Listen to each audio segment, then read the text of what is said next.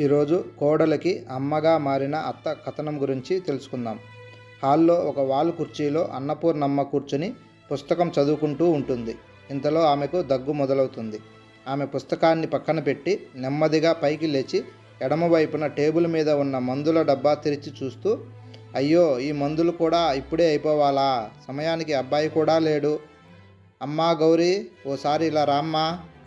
గౌరీ, ఏం మాయ రోగం వచ్చిందో, పొద్దున్నుంచి చంపుకు తింటుంది ముసల్ది అంటూ కుడి చేతిలో గరిటితో ఎడమ చేతితో తల కొట్టుకుంటూ విసుగ్గా వస్తుంది. ఏమత్తయ్యా, ఏం కావాలి? అన్నపూర్ణమ్మ దగ్గుతూ, ఈ డబ్బాలో మందులు అయిపోయాయి. అమ్మా, వాసు ఇంటికొస్తే చెప్పమ్మా, వాటిని తీసుకొస్తాడు. దగ్గు చాలా ఎక్కువగా ఉంది. 2 రోజుల నుండి నిద్ర కూడా సరిగా రావడం లేదు. తగ్గుతుందేమోలే అనుకుంటే ఇది ఇంకా ఎక్కువ అవుతుంది అని అన్నది. గౌరీ ఎందుకు రాదు? తేరగా కూర్చుని కొడుకు తెచ్చి పెడుతుంటే కృష్ణారామ అని తిని పడుకోకుండా మమ్మల్ని ఇలా కాల్చుకొని తింటుంటే అని అంటుంది. అప్పుడు అన్నపూర్ణమ్మ ఇలా అంటుంది, ఎందుకమ్మా గౌరీ, ఇన్ని మాటలు? అబ్బాయి వింటే గొడవ అవుతుంది. వదిలేయమ్మా, నాకు ఏ మందులు వద్దులేమ్మా. అంటే నేను అంత గడుసుదాన్నా? ఎవరైనా వింటే పాపం ముసల్దానికి ఇంత దగ్గు మందులు కూడా కొడుకు చేత తీసుకుని రానీదు, పాపిష్టి కోడలు అని అనిపించుకోవాలా నేను అంటుంది. అప్పుడు మౌనంగా ఉండిపోతుంది అన్నపూర్ణమ్మ. ఇంతలో బయట నుండి కొడుకు వాసు లోపలికి వస్తాడు. వాసు, ఏంటి, ఏమైంది? గౌరీ, అమ్మపై ఎందుకలా అరుస్తున్నావు? కాస్త కోపంగా అంటాడు. అన్నపూర్ణమ్మ, ఏం లేదులే నాయనా, పాపం ఆ పిల్ల నన్ను ఏమీ అనలేదు. దానికి గౌరీ, అంతేలే, తల్లి కొడుకులు కలిసి నన్ను ఎన్నేసి మాటలు అంటున్నారో. చీచీ, పాడు బ్రతుకు, నేను ఇంకా ఎందుకు బ్రతుకున్నానో. ఏ నుయ్యో గొయ్యో చూసుకొని దూకితే పీడ విరగడవుతుంది, మనసుకు శాంతి లభిస్తుంది అంటూ బిగ్గరగా ఏడుస్తూ లోపలికి వెళ్ళిపోతుంది. అప్పుడు వాసు అమ్మ ముఖం వైపు బాధగా చూస్తూ, అమ్మా, నువ్వేమీ బాధపడవద్దు, తన మాటలను పట్టించుకోవద్దు, తను అంతే మొండిది అంటాడు. అన్నపూర్ణమ్మకు మళ్ళీ దగ్గు వస్తుంది. బిగ్గరగా దగ్గుతూ కన్నీళ్లు తుడుచుకుంటుంది. వాసు, ఉండమ్మా, నీకు దగ్గు మందు ఇస్తాను, రాత్రంతా నువ్వు దగ్గుతూ ఉన్నావు, నేను విన్నాను అంటూ మందుల డబ్బాని తీసి చూస్తాడు. ఏమ్మా, మందులు అయిపోయాయి, ఎందుకు చెప్పలేదమ్మా? ఇప్పుడే తెస్తాను అని మందుల షాపుకి వెళ్ళాడు. అప్పుడు అమ్మ మౌనంగా కుర్చీలో కూర్చుండిపోతుంది. అప్పుడు గౌరీ చాలా కోపంగా వచ్చి నిలబడి, ఈరోజు నన్ను ఇన్ని మాటలు అనిపించావు ఆయనతో, ఇప్పుడు నీ కడుపు చల్లారిందా అంటుంది. అప్పుడు అన్నపూర్ణమ్మ, నేను ఏమీ అనలేదు కదమ్మా నీ మీద అంటుంది. కొడుకు ఎదురుగా కన్నీళ్లు పెట్టుకుంటే ఏమిటి అర్థం? నేను నిన్ను రాచి రంపాన పెడుతున్నట్లు అనుకోరా ఎవరైనా? అసలే ఈ మగవాళ్ళకి మెదడు పనిచేయదు. అమ్మ ఓ పెద్ద దేవత, ఆవిడ ఏమి చెబితే అదే కరెక్టు. పెళ్ళామంటే ఏదో కూలి అడగని పని మనిషి అనుకుంటారు. అయినా నిన్ను అనుకొని ఏం లాభం? నా బంగారం మంచిదైతే కదా అని అంటుంది. అప్పుడు అన్నపూర్ణమ్మ, భగవంతుడా, నన్ను ఇంకా ఎందుకయ్యా ఈ లోకంలో ఉంచావు అని కన్నీళ్లు పెట్టుకుంటుంది. అప్పుడు గౌరీ, అదే నేను అంటున్నది, ఇలా కన్నీళ్లు పెట్టి నీ కొడుకును కరిగించేస్తావు, ఆయన గారు నా మీద చిందులేస్తారు, అప్పుడు ఆనందపడతావు. నీ వల్ల మాకు ఏ సుఖం సంతోషం లేకుండా పోయింది. ఏ వయసుకు ఆ ముచ్చట అన్నారు, మాకు మాత్రం నీ ముసలి దరిద్రం తప్ప ఓ పిల్ల పీచు సినిమా షికారు ఏం లేకుండా పోయాయి. అందరూ చక్కగా ఇల్లు వాకిలి చూసుకుని ఊరు వాడ తిరుగుతూ పిల్లా పాపలతో హాయిగా ఉంటే మేం మాత్రం ఇదిగో నీకు సేవలు చేసుకుంటూ ఇలా తగలబడి ఈ అద్దె కొంపలోనే ఉండిపోతున్నాం. అలా అనకమ్మా, మీ సుఖానికి సంతోషానికి నేను ఎప్పుడూ అడ్డం రాను తల్లి. గౌరీ, మరి అలాంటప్పుడు ఇంకా ఈ కొంపలోనే ఎందుకు? నీలాంటి వారి కోసమే చాలా అనాథ శరణాలున్నాయి, అక్కడే చావచ్చుగా, అక్కడే ఎక్కడో కృష్ణారామ అంటూ బ్రతికేయచ్చుగా, లేదా ఏ రైలు కిందో పడి చావచ్చుగా. ఇంకా బ్రతికి ఎవరిని ఉద్ధరించాలని మమ్మల్ని ఎందుకు కాల్చుకు తినడం అంటూ చిరాకుగా చేతులు ఊపుకుంటూ లోపలికి వెళ్ళిపోతుంది.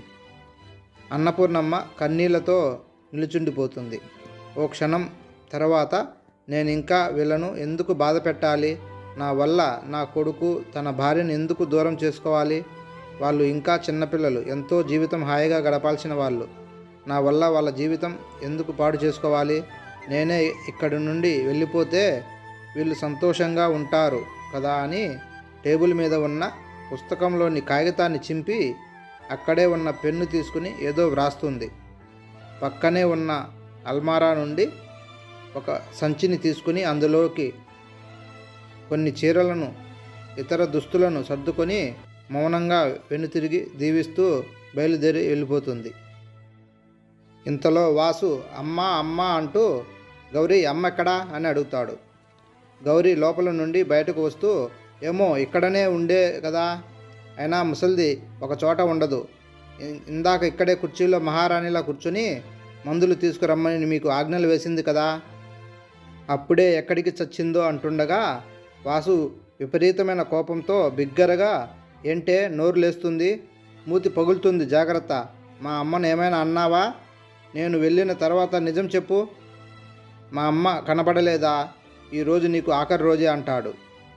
గౌరీ ఏడుస్తూ కాస్త భయంతో, నేను ఏదో కాస్త చిన్న మాట అంటే ఆవిడే బట్టలు సర్దుకుని కోపంగా వెళ్ళిపోయిందండి.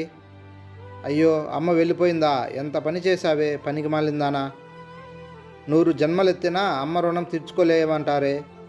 నేను పుట్టాలని ఎన్నో నోములు నోచిందే, ఎందరో దేవుళ్ళకు మొక్కింది, ఉపవాసాలతో పూజలు చేసింది, 9 నెలలు నన్ను మోసింది. నేను గర్భంలో ఉన్నప్పుడు లోపల కాలితో తంతే మురిసిపోయింది. పురిటి నొప్పులతో చచ్చి బ్రతికి జన్మనిచ్చింది, ప్రాణాలిచ్చి ప్రాణం పోసింది. నేను జబ్బు పడితే భుజాన వేసుకొని 6 కిలోమీటర్లు నడిచి ఆసుపత్రికి వెళ్ళి డాక్టర్ పాదాలు పట్టుకుంది. తను పస్తులుండి నా కడుపు నింపింది, చిరునవ్వుతో నన్ను లాలించింది. ఈ శరీరాన్ని అన్నంతో కాదే ప్రేమతో పెంచింది. తాను మేల్కొని నన్ను చదివించింది. ఈనాడు ఇంత వాడిని చేసింది. సెలవులు లేని పని మనిషిలా, యంత్రంలా అయినా నీవు అమ్మ అయినప్పుడు తెలుస్తుంది నీకు అమ్మ విలువ ఏంటో, దుర్మార్గురాలా. అమ్మ ఎక్కడికి వెళ్ళిపోయావే అంటూ బిగ్గరగా రోధిస్తాడు. గౌరీ వాసు దగ్గరికి వెళ్తుంది. కాళ్ళ మీద పడి ఏడుస్తుంది. ఏమండి, క్షమించండి, అమ్మ విలువ నాకు ఇప్పుడు తెలిసిందండి. గుండెల్లో మీ అమ్మ పట్ల ప్రేమను అర్థం చేసుకోలేకపోయాను. నన్ను మన్నించండి, దయచేసి ఏడవకండి, రండి ఇద్దరం కలిసి అమ్మను వెతుకుదాం పదండి అని ఇద్దరు కలిసి వెళ్తారు. బస్టాండులో ప్రయాణికులు కూర్చుని ఉన్న చోట అన్నపూర్ణమ్మ 2 రూపాయలు ధర్మం చెయ్యి బాబు అంటూ అర్థిస్తుంది. అప్పుడు ఒక ప్రయాణికుడు, చూడ్డానికి మంచి కుటుంబానికి చెందిన దానిలా ఉన్నావు, ఈ అడుక్కు తినడం ఏంటి, అసహ్యంగా అంటాడు. ఇంతలో ఇంకో ప్రయాణికుడు, ఇప్పుడు ఇదంతా ఓ మాఫియా బ్రదర్, ఇలాంటి వాళ్ళంతా ఓ గ్యాంగ్ బస్టాండులోనూ రైల్వే స్టేషన్లోనూ అడుక్కు తింటున్నట్లు నటిస్తూ చిన్నపిల్లలను ఎత్తుకుని పోయి అమ్మేయడమే వీళ్ళ పని. ఈమె చీర ఎంత మంచి క్వాలిటీదో అంటుండగా ఇంతలో ఇంకో ప్రయాణికుడు, ఇలాంటి వాళ్ళని పట్టుకొని పోలీసులకు అప్పగిస్తే వాళ్ళే 4 తన్నులు తంతారు, అప్పుడు కానీ వీళ్ళకు బుద్ధి రాదంటాడు. అప్పుడు అన్నపూర్ణమ్మ, అయ్యో నేను అలాంటి దాన్ని కాదు నాయనా, నిజంగా నాకు అలాంటివేవీ తెలియవు అంటుంది. అప్పుడు అందరూ ఆమె చుట్టూ అరుస్తూ గుంపుగా గుమిగూడతారు. ఇంతలో అక్కడికి వాసు, గౌరీ చేరుకుంటారు. వాసు, గౌరీ, అలా చూడు, ఎవరో అందరూ గుంపుగా ఉన్నారక్కడ. అమ్మ కట్టుకున్న చీర రంగు అదే కదా? అవునండి. అయ్యో, అక్కడ కనిపించేది అమ్మేనండి. వెంటనే వాసు, గౌరీ అక్కడికి వెళ్ళి, అమ్మా అమ్మా, మమ్మల్ని క్షమించమ్మా, ఇంటికెళదాం పదమ్మా అంటూ అమ్మ కాళ్ళ మీద పడతారు. అప్పుడు అన్నపూర్ణమ్మ సంతోషంగా కొడుకు కోడలు తల నిమురుతూ, పర్వాలేదు నాన్న, క్షమించడానికి మీరు ఏం తప్పు చేయలేదు అంటుంది. అలా అక్కడి నుంచి తిరిగి ముగ్గురు ఇంటికి బయలుదేరతారు. ఇంతలో వాసు ఇలా అంటాడు, గౌరీ, ఇందాక నీవు అత్తయ్య అని పిలవలేదు, అమ్మ అన్నావు కదూ? అవునండి, నా తప్పు తెలిసి వచ్చింది. ఈరోజు నుండి నేను అమ్మ అనే పిలుచుకుంటాను. అమ్మ అందరికీ అమ్మే కదా అంటూ అందరూ హాయిగా నవ్వుకుంటారు. హాయ్ ఫ్రెండ్స్, ఈ కథ మీకు నచ్చినట్లయితే please like and subscribe friends.